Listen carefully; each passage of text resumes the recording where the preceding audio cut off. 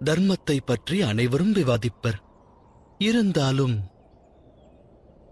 எவரும் அது பற்றி அறிய முற்படுவதில்லை. தாமே கூறுங்கள், அதை அறியும் மார்க்கம் என்ன? தர்மம் அங்கீகாரத்தை பெற்றுத்தர வல்லது. வாழ்வில் ஒருவனுக்கு அவமானம் நேர்ந்தால் அவன் தர்மத்தை பின்பற்றத் தவறினான் என்பது பொருள். ஒருவன் பிறப்பிலிருந்தே அவமானத்தை சகித்து வந்தால் அவன் ஆற்ற வேண்டிய பணி என்ன? அருகதையை பெற எதிர்த்து நிற்க வேண்டும். அது அதர்ம வழியில் இருக்கலாகாது.